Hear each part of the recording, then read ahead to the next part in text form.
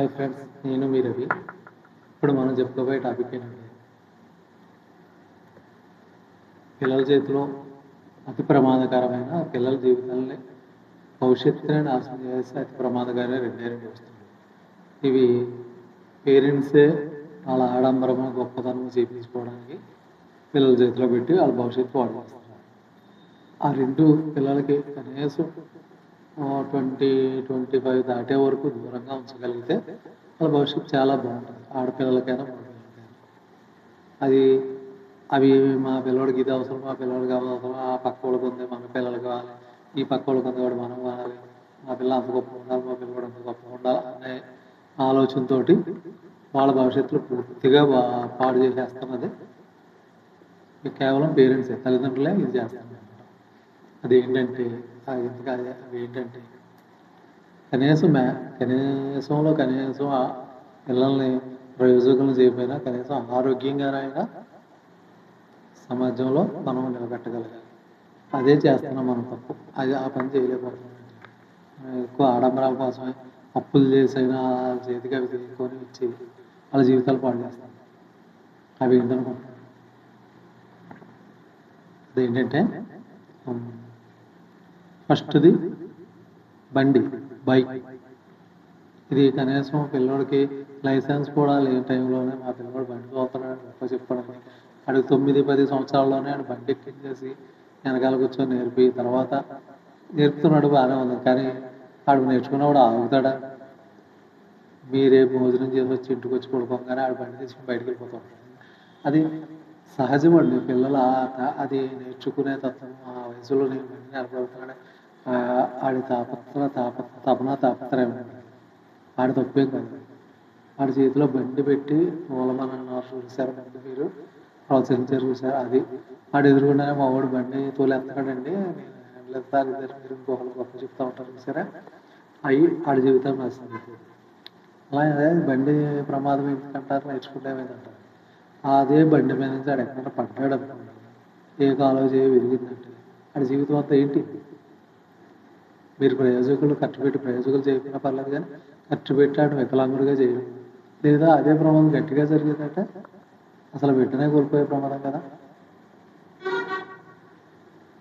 అది మన చేతులతో మనమే కొని తెచ్చుకుంటున్నాం. ఇవన్నీ మనకి ఎంతైనా ఉండొచ్చు, ఏమైనా ఉండొచ్చు. ఆడు భవిష్యత్తు కోసం ఆడికి ఏదో కొని పెట్టడం, స్థలంగానో ఇల్లుగానో ఆస్తి పోగేయండి. ఆడికంటూ ఊహ తెలిసి ఆడికాడు గురించి ఆడుగా మంచి చెడు, ఇది మంచి, ఇది పేడు, ఇది ప్రమాదం, ఇది అని చెప్పగలిగి ఉండాలి. ఇప్పుడు చిన్నపిల్లవాడిగా ఉండగా అది పాకుతూ వెళ్ళి నొప్పైనా పట్టేసుకుంటాడు, అది తెలియదు, అది కాలుతుంది. కానీ అప్పుడు మనం చెప్పాలి కదా, మనం చెప్పే కదా, అది చెప్తే తెలుస్తుంది అలాగే. అలాంటిదే ఇది కూడా, బండి కూడా చాలా ప్రమాదం పిల్లల జీవితాన్ని. అంటే బండి ఇప్పుడున్న స్పీడ్ యుగంలో ప్రతి వాళ్ళకి అవసరం. కానీ ఏ వయసు వాళ్ళకి అయితే ఆ వయసు వాళ్ళకి, కనీసం వాడికి 20 సంవత్సరాలు కూడా దాటకుండా బండి చేతిలో పెట్టాలి. మెయిన్ లైసెన్స్ తీసుకోండి. ఎందుకంటే కనీసం ఆ రోడ్డు ఎక్కేదానికి ఆ ట్రాఫిక్ రూల్స్ అన్నా తెలుసుంటాయి. లైసెన్స్ అనేది తెలుసుకున్నాక తీస్తాడు. అందుకని ముందు ఏదో మనం గొప్పగా తిప్పారు, గొప్పగా సమాజం నిలబెట్టారు, ఆవిడ బండి వేసుకుని తిరిగేస్తున్నాడు అనే తపన పక్కనెట్టి ముందు ఆడికి 20 సంవత్సరాలు వచ్చాక లైసెన్స్ తీసుకోండి. చక్కగా నేర్పి లైసెన్స్ తీసుకుంటే ఆడికి మంచి చూడు, రోడ్డు మీద ఎలా వెళ్ళాలి, ఎదురుగా వచ్చే వాళ్ళని ఎలా ఫేస్ చేయాలనేది ఒక రకమైన ఐడియా వస్తుంది. దాని మీద సేఫ్గా వెళ్ళి సేఫ్గా బయటకు వస్తుంది అన్నమాట. అది అంతకన్నా ప్రమాదమైనది ఆడపిల్లలు మగపిల్లలు కూడా ప్రమాదమైంది ఏంటంటే ఒకటి సెల్ చాలా ప్రమాదం అన్నమాట. ఇక్కడ భవిష్యత్తు ఇంకా బండి అనుకోండి, కనీసం కాలు జరిగినా ప్రాణం నిలబడ్డా కనీసం వాడి లైఫ్ తర్వాత అయినా చదువుకొని ఏదో ఒక స్టేజ్కి వెళ్ళగలుగుతాడు. కానీ సెల్ ఉందంటే ఆడి జీవితం ఇంకా ఎందుకు చెప్పేది ఏం లేదు, అనవసరం జీవితం సెల్. అంటే మన కోవిడ్ టైంలో అన్ని ఆన్లైన్ క్లాసుల వల్ల ప్రతి పేరెంటు సెల్ ఇచ్చి చదువుకి ఏదో ఆశించడం. కానీ ఇప్పుడు ఆన్లైన్ క్లాసులు లేవు, అన్ని ఆఫ్లైన్ క్లాసులు లేవు. అంటే ఉండాలి, కానీ క్లాసులకి కూడా అది ఒక వయసు చెప్పిన ఇవ్వడం మంచిది. లేదా వాళ్ళ ఇది కావాలనుకుంటే ఓన్లీ కీప్యాడ్ సెల్ ఇవ్వడం మంచిది. ఈ డేటా సెల్ది ఇక్కడ అన్నీ యూజ్ చేసినాయి కదా. డేటా మొత్తం ఫ్రీ అయిపోయింది జియో వచ్చాక. మొత్తం దానివల్ల ఎంత ఖరీదు కాదు, దానివల్ల అది అది ఏదైనా చూడగలుగుతున్నారు. ఎక్కడ దాకా ఎందుకండి, ఇప్పుడు మనం 6th 7th క్లాస్లోనే ఆడు సెల్ ఎడతాం. ఆడ ఫ్రెండ్స్ ఉంటారు, అందరూ మీ పిల్లవాడికి ఉండకపోవచ్చు. చూడే దీంట్లో ఏ వస్తాయి, మా మాయ చూసాడు నేను చూడదా, మనం చూద్దాం, అవి వస్తాయని నాకు చెబుతారు. వాళ్ళ దాంట్లో ఏదైనా చూడనిది ఏదైనా చూసాడు అనుకోండి, చూడకుండా ఏముంటే అయ్యే ఫోన్స్, వాడిది ఏమైనా చూసాడు అనుకోండి, వాడు బుక్ తీసినా ఏం తీసినా, ఇంట్లో తల్లిని చూసినా చెల్లిని చూసినా బయట ఎవరిని చూసినా అదే గుర్తొస్తా అదే చేస్తాం. ఎందుకంటే ఆ వయసు అలా, ఆ వయసులో మెయిన్ హార్మోన్స్ పనిచేస్తూ ఉంటాయి స్టూడెంట్ దాని మీద. వాడికి చదవడం ఎక్కడ ఎప్పుడైతే మీరు సెల్ చేతిలో పెట్టారో ఆ 1 yearలో ఆడే లైఫ్ స్పాయిల్ అవుతుంది. అక్కడి నుంచి అప్పుడుదా చదివేయడానికి ఇంకా చదవలేడు, ఇంకొక అడుగు కూడా ముందుకే ఇంకా ఎడ్యుకేషన్ అక్కడితో ఇంకా జీవితం. చదువు లేకపోతే ఇంకేమన్నా ఇది చేసుకుంటాం, బతకడానికి ఏ పనులు ఉన్నా అవి చేసుకోవడమే తప్ప ఇంకా ఎడ్యుకేషన్ మాత్రం ముందుకెళ్తాం. అందులో మీరైనా ఆలోచించండి, ఒక టీనేజ్ అప్పుడు లేకపోవచ్చు కానీ అసలు టీనేజ్లో ఆ రకమైన ఏమన్నా ఇలాంటివి చూసామంటే ఎలా ఉంటుంది, ఏం చదవగలుగుతారు.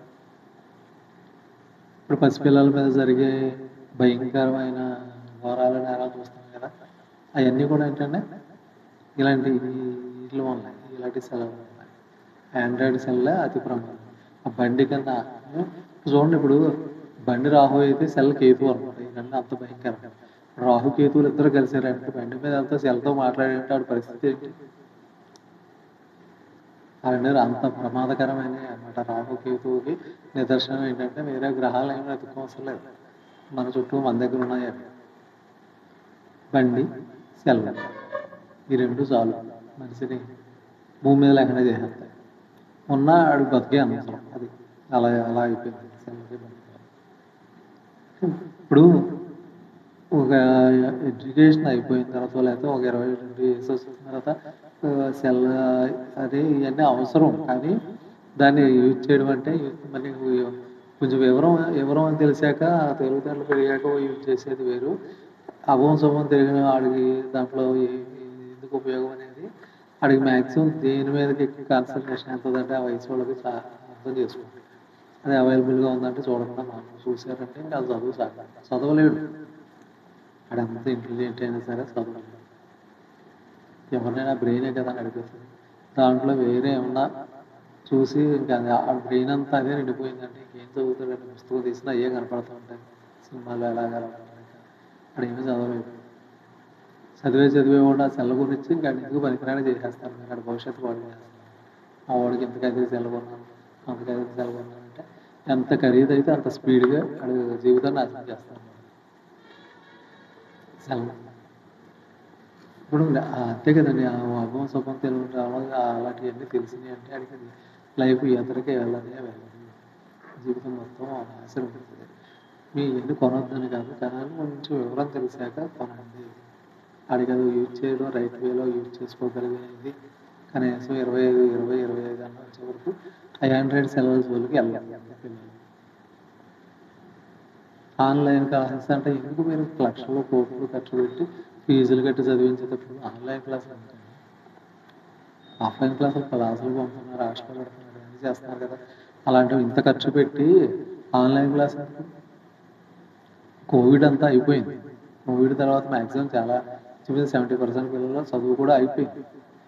అంటే ఇదే అని కాదు, మామూలుగానే కొంచెం క్లాస్కి వెళ్ళి మాస్టర్ దగ్గర కూర్చొని చదివి మళ్ళీ తెల్లారి ఆ క్లాస్ ఫేస్ చేయడం అనేది అలా ఉంటే కొంచెం నేను చెప్పింది వాళ్ళు ఏదో చదివి చూసుకొని వెళ్ళాలా అన్న భయం ఉండేది.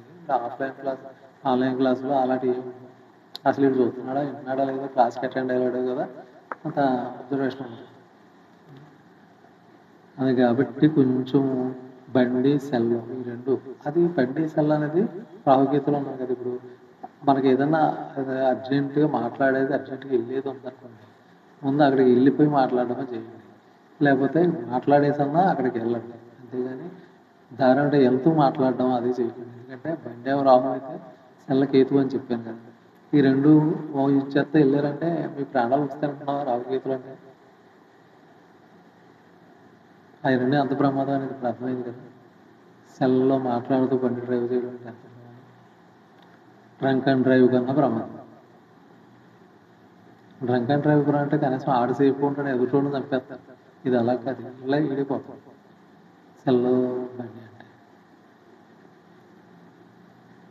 అది మనం కరెక్ట్గా పాటించి మనం వీటి మీద భయం భక్తులతో కలిగి ఉంటే ఆటోమేటిక్గా మనల్ని అంబాసిడర్గా చూసుకొని మనల్ని అనుసరించి మన పిల్లలు కూడా ఆ భయభక్తులతో పెరుగుతారు. కొంచెం అది అర్థం చేసుకొని కొంచెం జాగ్రత్తగా పిల్లల్ని పిల్లల్ని ఎలా పెంచడం కాదండి, ఆరోగ్యంగా పెంచండి. ఆరోగ్యం అంటే మంచి ఆరోగ్యకరమైన ఆలోచనలు, ఆరోగ్యకరమైన ప్రవర్తన, ఫిజికల్గా కూడా ఆరోగ్యంగా ఉండేటట్టుగా పెంచాలి. ఈ బండి సెల్లకు దూరంగా ఉన్నాడంటే వాడు మొత్తం త్రికరణ శుద్ధిగా త్రికరణ గురిగా ఆరోగ్యంగా ఉంటాడు అనమాట. మనసు ఇవన్నీ కూడా అందుకని ఇప్పుడు తెలుసుకున్నారు కదా, అది తెలుసుకున్నారు తెలియదేం కాదు, తెలిసిన విషయమే మళ్ళీ ఒకసారి చెప్పడం. ఇప్పుడు మేము స్కూల్స్కి అట్లంటే నేను హెల్త్ డిపార్ట్మెంట్ చేస్తాను. స్కూల్స్కి అట్లకి వెళ్ళినప్పుడు ముందు ఈ సెల్ గురించి ఈ బండి గురించే చెప్తూ ఉంటాను. స్కూల్కి వెళ్ళినా కాలేజీకి వెళ్ళినా వీళ్ళు కొంచెం దూరంగా ఉంచండి అని చెప్తూ ఉంటాను. హెల్త్ ఎడ్యుకేషన్ ఎందుకంటే ఈ ఇది ఎంత మనకి 100 కాదు 1000% యూజ్ఫుల్, అది ఉపయోగించుకుంటాం. కానీ అంతకన్నా భయంకరమైనది కూడా డేటా కూడా దీంట్లోనే ఉంటుంది. అది ఉపయోగించాలి. మీరు మనం సెల్ ఇచ్చిన పిల్లడికి వాడు ఏంటి యూజ్ చేస్తున్నాడు, ఏం చూస్తున్నాడు, దాంట్లో ఏం చేస్తున్నాడు అనేది కొంచెం అబ్జర్వ్ చేసుకుంటూ ఉంటాం. అప్పుడు ఆ అబ్జర్వ్ చేయడం వల్ల మీకు పిల్లడు ఏదో అనుమానించమని కాదు, వాడి ఆలోచన విధానం, వాడి ప్రవర్తన ఏంటనేది మీకు అర్థమవుతూ ఉంటుంది. దాన్ని బట్టి వాడి దారి తప్పుకుంటే కరెక్ట్గా వేలో పెట్టడానికి కుదురుతుంది. మీకు ముందులోనే చూసుకుంటాయని వాడి చేయగలుగుతాం, మంచి చెడు చెప్పుకుంటాం. మన పిల్లోడిని మనం దారిలో పెట్టుకోవాలి. మన పిల్లలు దారిలో ఉండడం కన్నా మనకి ఏం కావాలి. కాబట్టి ఆడంబరాలు పోయి ఆడపిల్లోడికి ఏదో పట్టుకొని వచ్చి వీళ్ళ ఇంట్లో ఏదో 4 బళ్ళు ఉన్నాయి, ఆ కుర్రోడు 30,000 సెల్లంటే నేను 50,000 కొనాలి, ఇలాంటివి మానేసి కొంచెం న్యాచురల్గా పెరగనివ్వండి. టెక్నాలజీగా పెంచకుండా, ట్రెండ్గా తగ్గట్టుగా పెంచకుండా కొంచెం న్యాచురల్గా పెంచండి. మీ పిల్లోడుగానే పెరగండి.